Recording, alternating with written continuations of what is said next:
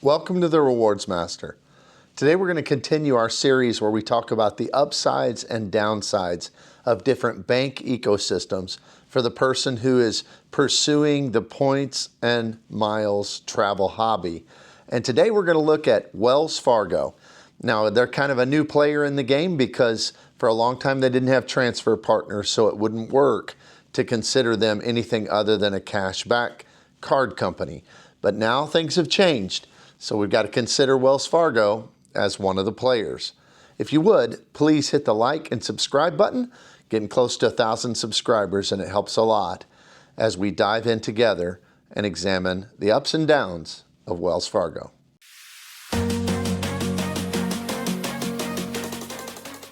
It was just last year that Wells Fargo announced that they were going to have transfer partners, and within a pretty short period of time, they got some. And they were very disappointing. In fact, we'll talk about that and the downsides, but they do have some that are useful. So for someone who wants to save up their points to travel, particularly overseas, since all of their airline transfer partners are kind of overseas type of partners, then indeed they are one to be considered because they do have quite a few powerful upsides.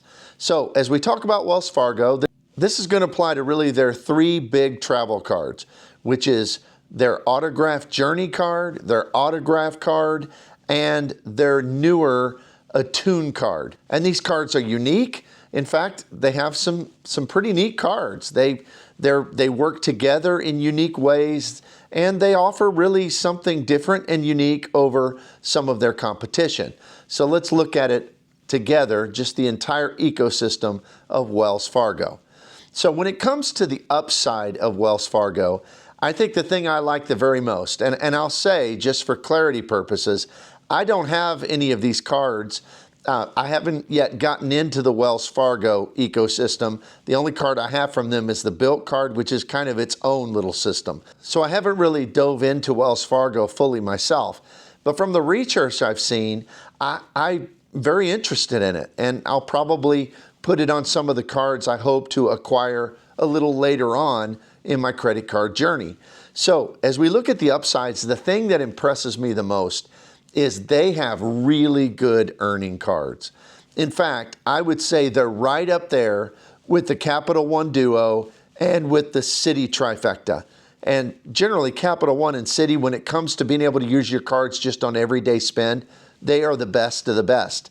And I think that's now true of Wells Fargo as well, who is a powerful contender.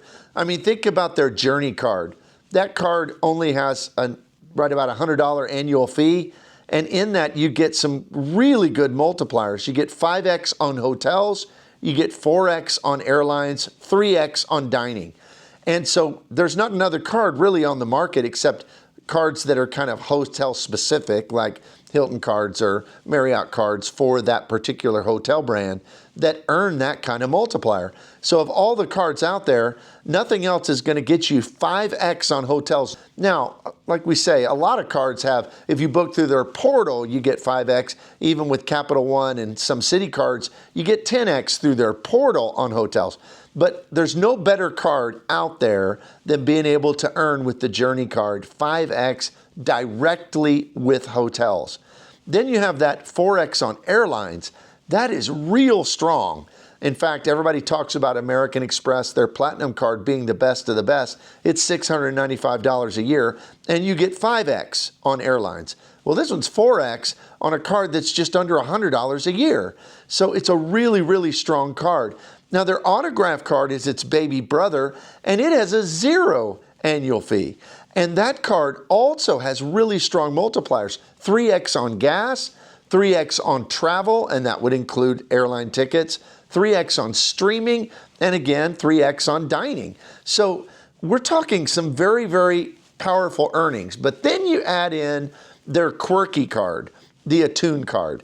And this card is like no other credit card from any other issuer because the Attune has all these kind of oddball different multipliers, but it fills the gaps in a lot of people's spending where they're going to have to just use a catch-all card like the Venture X or something to get 2X. But it gives 4X on a lot of these different categories like spas and gyms and pet care. I mean, just so many quirky little categories that you're not going to find in anything else. So to me, that's their greatest superpower. And the first, and what I think is their best upside, is they have really, really good multipliers on their cards. The second upside is they have either low or no annual fees. So they have really good annual fees. Like 2 of those 3 cards we just mentioned are $0 annual fee, both the autograph and the Attune card. The Journey is, like we mentioned, just under $100. It's a great card for that. It even gets offset by some credits we'll talk about in a minute. But that card is, I mean, for the price that you're paying for it, their cards are an extreme value. So I think anybody would have to agree that one of the upsides of Wells Fargo is that they have really good card fees. They're cheap cards to have. The third thing I want to mention as far as upsides is they have a really good credit on that one card that has an annual fee. The Journey card, it has a $50 airline credit. So, I mean, pretty much if you want a travel card, you're going to be flying somewhere.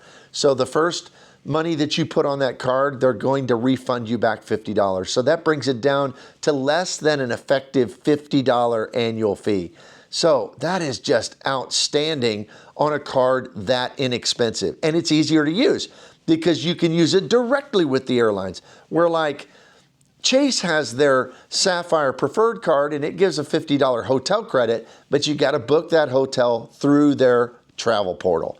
This is easier to use. It's super simple and it's on airlines. So you're gonna, if you travel at all, you're gonna get your $50 back. So it takes it down to a less than $50 effective annual fee on really the only of the 3 cards that are kind of their powerhouse travel cards that you're going to get an annual fee at all. So I think that's a major upside of the system. The fourth upside I'll mention is that they have good redemptions for cash. So if you need to cash in some of your points, a lot of the issuers, I'm thinking American Express and I'm thinking Capital One, they only let you cash in your points for less than 1 cent a piece. But Citi, Chase, and Wells Fargo let you cash in your points for 1 cent a piece.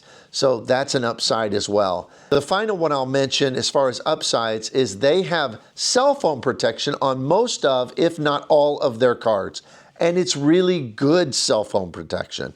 In fact, it rivals cards that cost way, way more, and even some of the premium cards among their competitors.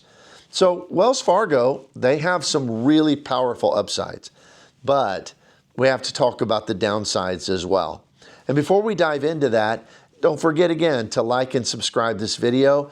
And if you also would consider looking at the channel membership, it's only $2.99 a month. You can cancel anytime, so there's literally no commitment. Helps to support the channel, but also what I provide is I have early release videos before they go public.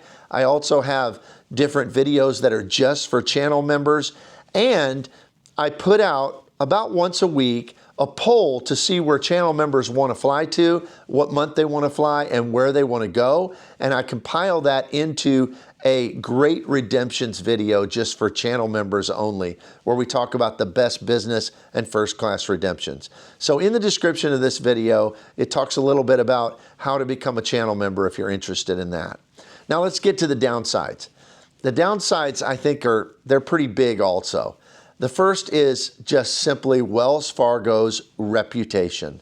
They have just a bad name in really the banking world, but also in the credit card community because of some things they did in the past. Now, I don't worry about that too much because all these banks can be shady at times, and Wells Fargo, they just kind of got caught with their hand in the cookie jar, so to speak. But, I mean, I'm giving them a chance to redeem themselves, but for a lot of people, that's a major, major downside, is the reputation they've had, how they've treated customers in the past.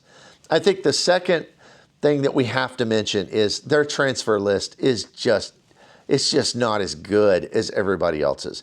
They only have a few transfer partners, 5 or 6, and those transfer partners just aren't any of the ones that you get all excited about. I mean, there's not anything for, say, Alaska or American. There's not anything there for Hyatt on the hotel side.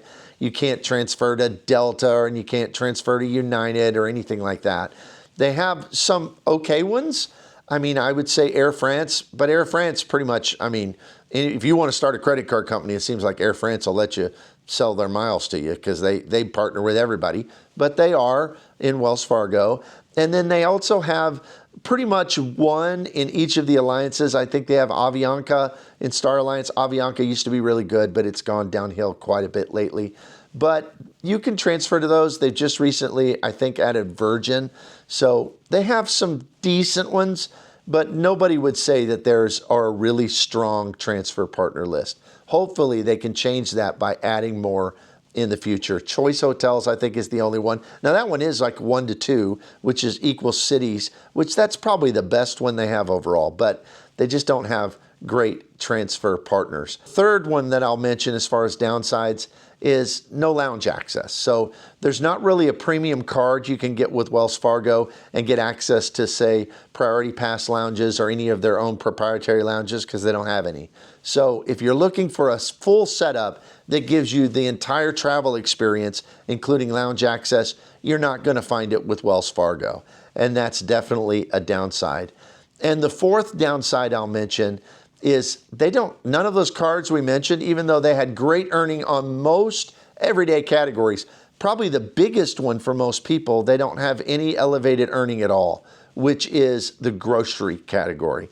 So where many of their competitors, not Chase particularly unless you do online grocery, but most of the competitors are going to have some kind of elevated grocery category. I think particularly I'm thinking of Citi that has that on their Citi Strata card, but there's not really a card you can get in this setup that's going to give you elevated on grocery. And that's where a lot of people spend most of their spend every month. So I think overall we see that Wells Fargo, they're trying and they're coming on strong in one way, which is their earnings on their cards, their fees on their cards. They got a lot of good upsides. The downsides that are holding me back are those transfer partners. And also there's just not an elevated kind of upscale card, no grocery category. So overall, they're pretty good. If you're just wanting to earn in one ecosystem, you can earn a lot. But you better be able to use them in a way that they can provide, which is you're going to have to transfer to foreign partners and be looking for overseas travel. And if you do that, Wells Fargo is probably pretty good. So let me know what you think down in the comments. If you like Wells Fargo, if you have them, I know some of the creators here on YouTube are really hot on them and they make a strong case for them. So let me know what you think. And we'll see you here next time. Don't forget to like and subscribe to the video. Have a good day.